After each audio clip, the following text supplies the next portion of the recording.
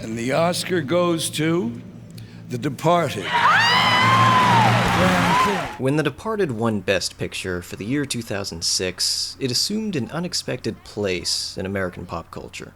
Years later, another Leonardo DiCaprio movie was nominated, The Revenant, preventing its rightful destiny as a beloved cult classic, and not just because it feels like Ravenous. A movie cannot be underrated if it wins Best Picture, and you cannot be its champion, because it's already got one. This was also Martin Scorsese's first Best Picture win, meaning that The Departed is, by this most official metric, a more accomplished film than American canon like Goodfellas, Taxi Driver, and Raging Bull. For my part, the year 2006 saw the release of one of the decade's absolute best movies, Children of Men. The reason Children of Men was not as widely recognized is because it's science fiction, my genre. To date, a science fiction film has never won Best Picture, unless you count The Shape of Water, or possibly Parasite, which I assume is about an alien. Sci-fi is overlooked by the old guard. Don't deny it. And so for me, this is a matter of what's right and what's wrong. I cannot think about The Departed without thinking about Children of Men, and how Alfonso Cuarón's mid-2000s masterpiece was nominated but didn't win for Best Cinematography. What, just as a joke? And at the same time, The Departed blew right past it and won Best Picture. This movie that is not the director's most celebrated effort, that gets recognized simply for being the correct genre, that is so weird and bad and that I really, really like. Get rid of the fucking tail! Well, I don't know if there's a mystery here, but even if there isn't, I'm gonna solve it. I'm on maximum swearing tonight. Maximum, all the fucks and shits I can squeeze in wherever I can fucking squeeze in those shits and fucks and shits. What you might not know is that The Departed is a remake of a 2002 Hong Kong film called Infernal Affairs. Now, I'm just kidding, everybody knows that. But everybody also says, what you might not know, stop it. Infernal Affairs is directed by Andrew Lau and stars Andy Lau and Tony Leung, two of the biggest movie stars, not to mention Anthony Wong. What you might not know, before I glance at Wikipedia, is that the title of the movie actually translates to The Unceasing Path, a reference to Buddhism. The movie opens with Sutra verse 19, referencing Avicii, the lowest level of hell. The Unceasing Path is about eternal suffering, and that's where Andy Lau's character Lau ends up after having killed Tony Leung's character Chan. The very last scene is a recollection, when two paths diverged. So it's a crime thriller with the almost overbearing weight of a fable. The gunplay and violence we come to expect as Westerners to a Hong Kong film carries this karmic consequence here, just as the roles of police and criminal take on an epic, allegorical dimension. In an essay for the Journal of Global Cultural Studies, author Howard Y.F. Choi compares the state of post-colonial Hong Kong to an identity disorder, citing the screenwriters as sensitive to how Hong Kongers play multiple roles in their lives. A crisis of consciousness arises from both Lau's struggle to become a real policeman and Chan's desire to regain his true identity, or at least in his own words, an identity as a normal man. Striving to end their lives as rats, the spies suffer from schizophrenia as a result of their double espionage agency. The identity crisis is not only about split personalities between good and evil, but also political tension between the colonizer and the colonized, as well as unfulfilled reconciliation between Chineseness and Britishness. Chan has been undercover for 10 years, despite that the original plan was 3. It's taken a toll, but the regaining of his identity is about more than relief. Unfortunately, it's also what makes it impossible. Lau believes that the best way to annihilate Chan is to strip him of his real identity. What he does not understand is his enemy is but his other reversed self. Chan makes the same mistake, only more fatally so. He wants his identity back, but will not let Lau go with impunity. It ends up in a tragedy as the gangster contrives to arrest the police.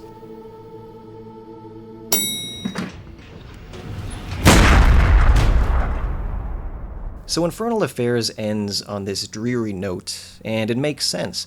Broadly speaking, playing for the opposite team influences your loyalties and also shows you a life that may be better. One of the things that struck me when watching Infernal Affairs this time, especially with The Departed so recently in mind, is that it feels larger than life. Not with outsized personalities, and not just with the melodrama and music video aesthetics, but the theatricality.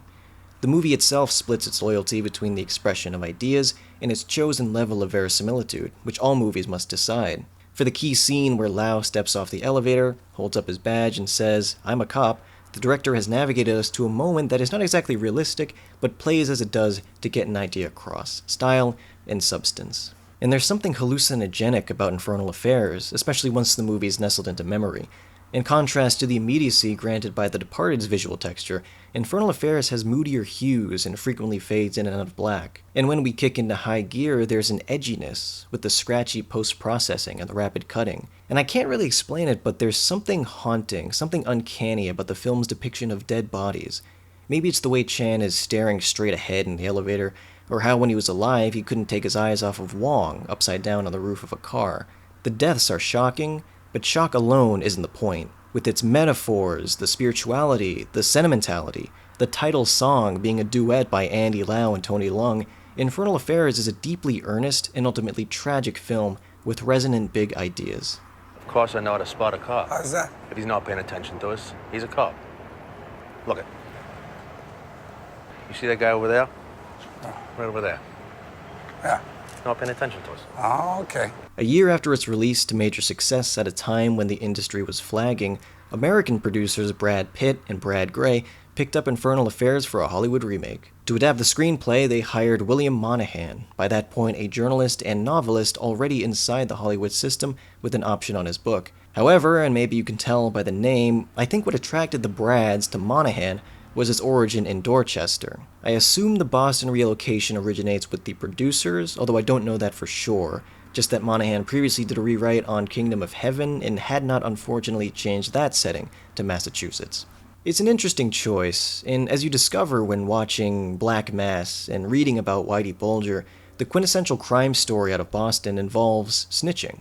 There's a parallel to be made between the Whitey Bulger stand-in, let's call him Frank Costello, and the false fronts put up by the two leads, Billy Costigan and Colin Sullivan. Another interesting choice is Martin Scorsese as director, whose involvement ensured the film's place in cinema history and helped codify a Boston subgenre of crime thrillers for the 2000s, much like South Central LA in the 90s following Boys in the Hood. Don't take my word for it, just watch The Departed, or The Town, Black Mass, Mystic River, Gone Baby Gone, Boondock Saints.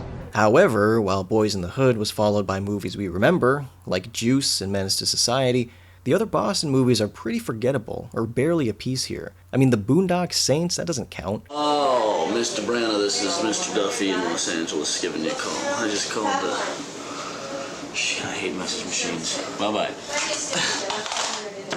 Cunt.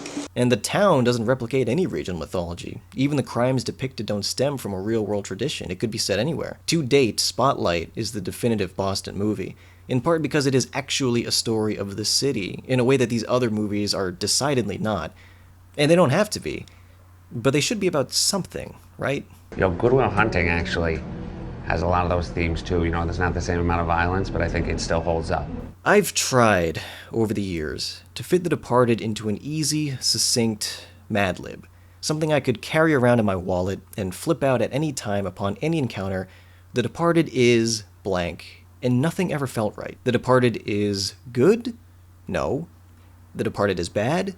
No. Nothing I enjoy this much should be so easily dismissed. The Departed is so bad it's good? Now we're getting somewhere. And yes, with that, there's a certain satisfaction because it's so removed from the popular opinion. To have such an adverse, frankly, rebellious take, well, I feel better about myself. But it's also imprecise. This movie is not Commando, or Death Wish 3, even. It's my car. Now you gonna die. So what I think I'm left with is this. The Departed is weird, and that I can settle with. Don't believe me? You don't have any cats. No. I like that. And sex scene. You don't have any cats, I like that sex scene. Okay. And then of course there's Jack Nicholson's entire performance, in which he does things like spit a drink out of his mouth and eat a fly in the same scene.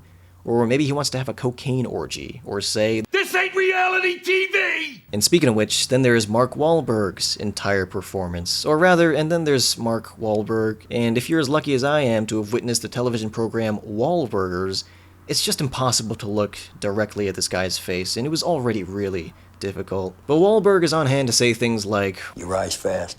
Like a 12-year-old's dick. What? What brings that upon your brain? You notice also that The Departed is 2.5 hours long, and when a movie is longer than 90 minutes, you start looking for deleted scenes, and what do you know? Who let this IRA motherfucker in my bar? Just kidding. Act accordingly.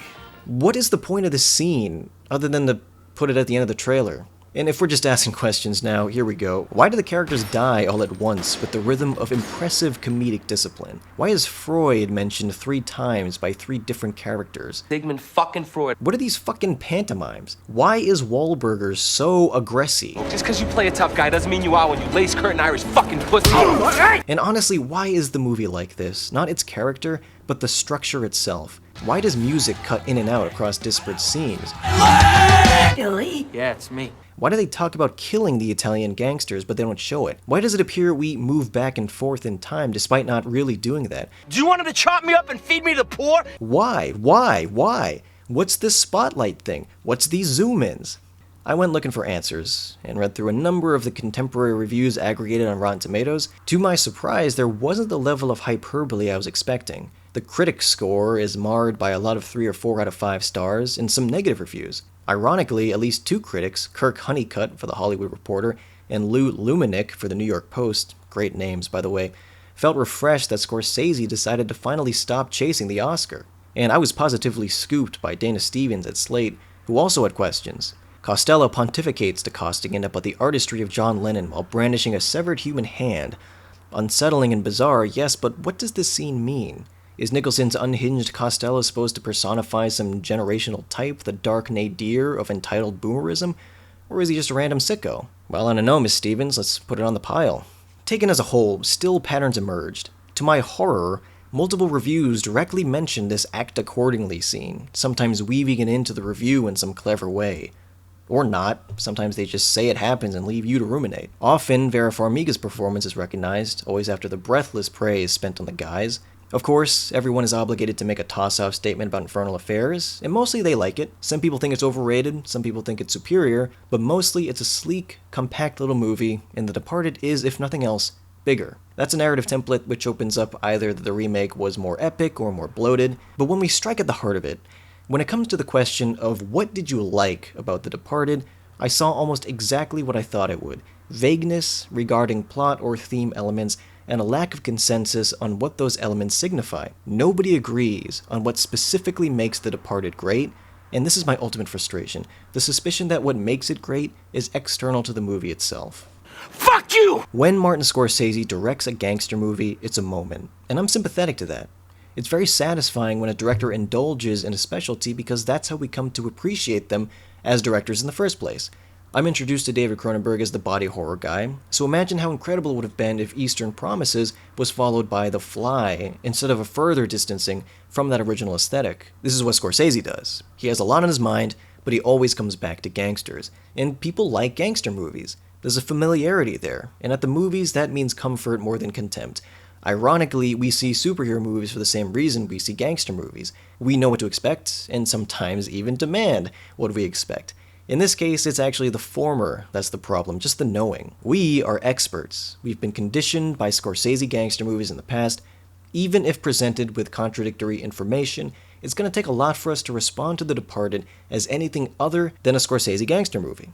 It's just what we do. There is no pure viewing experience. We go in with an agenda. Nowadays, even to like or dislike a movie is a political stance. The universe apparently not content with the truism that all art is political, probably because of all the denying. I don't like Star Wars The Last Jedi, and on no salt planet am I going to object if you find me questionable because of that. Just the same, the agenda going into The Departed was that it's a comeback. I doubt if I saw a single critic reach the end of their review without name-dropping Gangs of New York and The Aviator. Again, Dana Stevens beat me to the punch here. The Departed feels like the kind of movie critics might overpraise, if only because it's nice to see Scorsese back in the saddle. There became a The Departed-shaped hole in American cinema, quickly filled. Not only can it not be bad, even if it is, the badness is on purpose. If you think that sounds silly, how quickly then we forget The Irishman. People didn't just rationalize the notorious VFX, they convinced themselves it was a stroke of awesome artistic auteurism when I wonder if The Irishman had more realistic CGI, or a different actor playing the younger versions of the character, would anybody really be sitting there thinking, you know what would have made this better? If it looked like a cartoon. If I could take the moral high ground for a moment, I find this disrespectful. Do you really think this is what Martin Scorsese wants? I mean, maybe. You work really hard in the beginning of your career and cross a threshold where critics stop criticizing you, provided you give the people what they want. It's not even an arrest of our critical faculties, it's a resignation to imprecise contact with a deific being. I mean, if you touch him, you'll burn your fingers. I'd like to say that modern film criticism is irrevocably drawn from auteur theory, but I think I'm comfortable with just saying we really like auteur theory. We've internalized it. So even though we understand that some fucking Chinese guys came up with the story and that William Monahan wrote the screenplay, we'll still say things like, is Scorsese desperate? This screenplay has the scent of it. Excuse me? You dislike the writing or the story, but when it comes to Scorsese's culpability, are you characterizing his selecting this screenplay as desperate, and that translates to the experience on screen? How can you call the rat at the end a Scorsese moment if it was in the fucking script? He just gets all the credit and all the blame no matter what? Sure, you can quibble with, oh, he could have cut it out and that he didn't constitutes direction, but that's weak. I'd rather focus on what he actually does as a director. You know, partition the discipline as something, not everything. In this Boston set fucking goof troop of a movie, where do we locate Martin Scorsese? Well, I guess that's the problem. I don't know, but what I do know is this. There are movies we decide are important and movies we decide are not, though sometimes that decision comes from straining acrobatics while the have-nots spin out of something less conscious. No grand conspiracy, rejection is really easy. Academy voters had to be pressured to watch Parasite because they weren't watching it, and that would have had the same effect as if they watched and dismissed it like some kind of Children of Men. Did we see Hustlers or The Farewell? I don't know, but we saw Joker. The 2020 Oscars were a quintessential showcase for our biases. At the time, I didn't get too upset, but that's because I had a horse in the race. With some perspective, I see it was the triumph of the establishment over the new school, over women's voices especially. You had Tarantino and Scorsese, you had a Scorsesean, you had a World War I movie, a dad movie. It was a big dollop of vanilla ice cream, no Jimmy's, but maybe a little bit of kimchi, by way of a film's global unanimous celebration.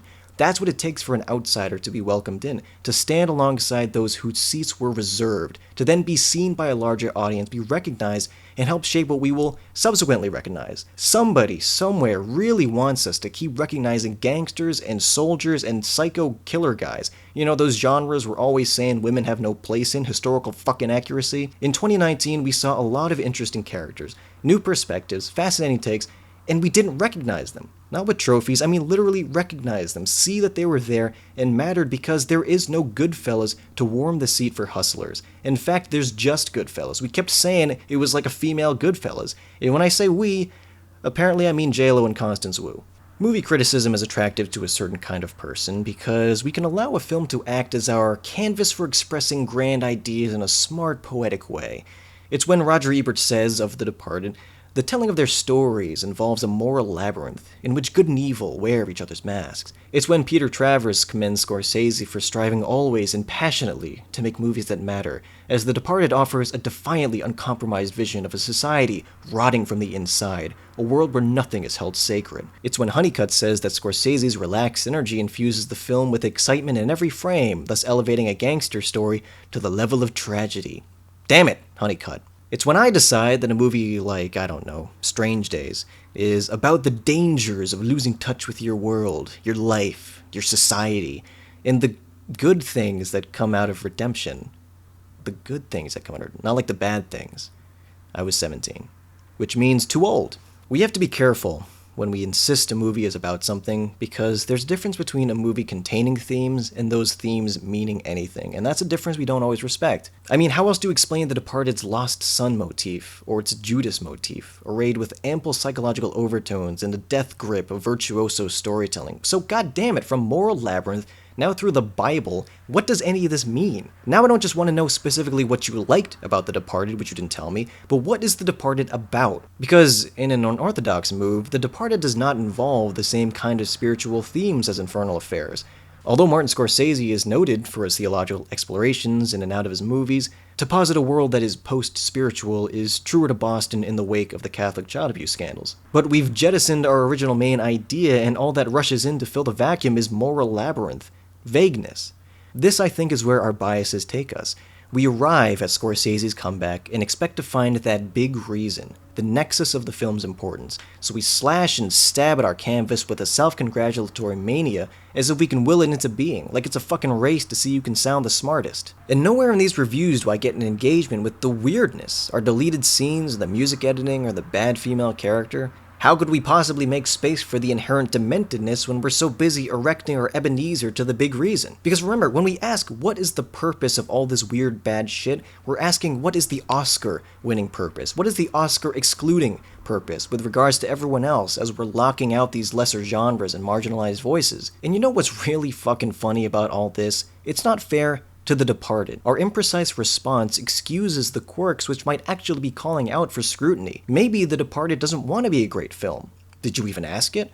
Or did you just weigh it with the baggage of a legacy kid? Fuck yourself, you piece of shit. Okay, look. It's time for a confession. The Departed was the very first R-rated movie I saw in theaters, and that's a special thing. I believe my mother uncharacteristically encouraged me to see it, possibly because, like Monahan, she's from Dorchester as well. I went with a friend of mine to the Hoyts in Bellingham, Massachusetts, and we laughed through the entire thing. The swearing, the violence, and yes, the weirdness. It was an uproariously good time. Next year, our accidental comedy won the Oscar, setting me down this road. But inevitably, when The Departed would come on TV, especially if edited for broadcast, I would sit down and watch it and be entertained every time. Was I being ironic? Shouldn't I know? The reason I could never go with so bad it's good is because that suggests that movies which have such an effect on me, which are so entertaining, can be made by accident, and that's just not true. There has to be a method to this madness. It's been a long time, so with this most recent viewing, does anything made blurry by nostalgia and contempt become clear? Yeah, nostalgia and contempt. What does that taste like? My girlfriend drinks it when she's got her period. At the close of this chase scene, Sullivan turns and a wide shot reveals the surveillance camera. Good economy. Reaction shot from Sullivan, scene should cut. It does not. Instead, we get something characteristically, clinically, The Departed. We then cut to this punch-in on the camera with a musical flourish and a sound effect. This is redundant information, assuming the whole point is to establish Sullivan seeing the camera. We find this moment on page 79 of the script. No sign of Billy, no sign of a follower, but he does notice CCTV cameras at the intersection. He spins and gets out of there. As we see, that's not exactly what happened, and just like that, we found him. We found Martin Scorsese. This is more than an insert shot, it's punctuation, and it was his choice. So he's here, let's ask him, what does it mean? I don't know, but somehow it's gonna start to make sense to me as we continue on. Next question, why is the movie structured the way it is? In terms of punctuation and the language of editing, the grammar is unusual. And in fact, the film is not built of scenes, but sequences of montages. Characterization happens in bursts, which is actually a great opportunity for actors to do a lot with a little. So much is witnessed in glimpses, even punch-ins. It's all dizzying and floating, it's fractured, like the unseen executions of the Italian gangsters. And so, when Costigan starts to use drugs, the fractured chaos plays back in our mind too. We're accessing a headspace, and maybe that's why the music cuts in and out seemingly at random. When we've moved on but then music from the previous scene returns, we're in that mood again, that energy, now transplanted to a new environment. One of the quirks I didn't raise at the top is the Matt Damon character Colin Sullivan, because I think it no longer counts. In 2006, his use of homophobic slurs felt edgy, but in 2020 it just comes off as pathetic. I understand there's speculation that Sullivan is gay, and nobody likes that theory, so that's about it there. Sullivan comes off as very charming. Ellerby likes him because he sees himself in the rising star. The facade works on a guy like this, and for a girl like this, the receptionist outside Queenan's office, who barely looks at Costigan. And Sullivan scores a date with Vera Farmiga's character by being completely obnoxious, which was the essence of the quirk, and that character's name is Dr. Madeline Madden. Anyway, I get it now. We're not supposed to like this guy, and despite what the people around him say, and unlike his Hong Kong equivalent, he's really not likable. He's petty, he's impatient. When he talks with Frank, he's easily cowed and panicked, like a child, and he falls upwards. I sympathize with him on the original viewing because he was just a kid when he was recruited, and what else was he gonna do? That doesn't figure into his character as an adult. He's not a trapped kid trying to escape the life, he's actively working to use this life to get on top. And this points to the theme of masks, of facades, but more specifically, that even though Sullivan's mask sucks, and it's so obvious to us that he's a scumbag, everyone loves him because they've been told to love him. He's the guy. That makes him a great parallel to Costigan. Now, Costigan's surprise death is foreshadowed, and not just by the nigh useless directorial signature, that's just what Logan looks like. There are X's. Unlike the upward fall of Sullivan, Costigan is subject to the comedy of errors inappropriately nestled inside this gangster drama. You think he's gonna be a badass, but his episodes of violence are undercut by the silliness that delighted two 13-year-olds at Hoyt's once upon a time. He breaks his arm punching a guy, he gets hit with a toy duck. You would never describe him as cool, especially under pressure. Well, what happened is this bull would go right through your fucking head! Another unexpectedly comedic scene is the revelation that Costello is an informant for the FBI. Important exposition which should be weighed by drama, but listen to this music. What the fuck you do? What? I gotta pay Costello and wait for him to trade me to the FBI? Because that's what he does! Just look at Leo, he is freaking the fuck out and auditioning for every one of his future roles. For Costigan, nothing is ever going to work out. He's not going to hack it. He doesn't belong here. And we feel that all the time. In The Departed, you look at an incriminating camera and it looks right back at you. You punch someone and it hurts you. The world is too tactile, but like shattered glass, and the points turn inward on Costigan like a crown of thorns. What the fuck? And then there's the big riddle of Jack Nicholson's performance, which divided critics most of all. Was he brilliant? Was he a ham? My late grandfather, on my mom's side, took exception to the portrayal because he felt that Whitey Bulger was more respectable, not a slop who's always covered in something. But this depiction of a criminal kingpin who everyone must respect despite his lack of respectability, to me rings pitch perfect. He's a tyrant, and he's grotesque. And even though we spend an inordinate amount of time on his antics, I don't get the sense that he enjoys any of it. I think the top of the food chain is a dead end, but what's really important about Costello is that he's unpredictable. All of the hamminess flanks and supports his enigma, that he speaks in riddles, such that every conversation between himself and Costigan feels like a test. So with all that crunching, I've come upon what I think is the big reason. I believe The Departed is ultimately saying this: no, Frank, you are a product of your environment. No matter how far or how fast you climb the ladder, you never make your environment a product of you. Costello's self-mythologizing that Irish Americans succeeded by doing what African Americans didn't is as false as we understand it as viewers. You are defined by where you were born and who your family is. Everybody knows everybody's father. I knew your father. Well, I knew his father. You got family connections down in Southie, right? Through your father? And good cop, bad cop here convinced Costigan he'd never amount to anything, but also that he was too smart. I didn't really get that. The inescapability of fate secures the tragic ending, but also throughout frays the double agent facade. In this town, everybody sees who you are, and that makes pretending to be someone you're not additionally complicated, on top of the life or death stakes. This is important because that's the premise of the movie.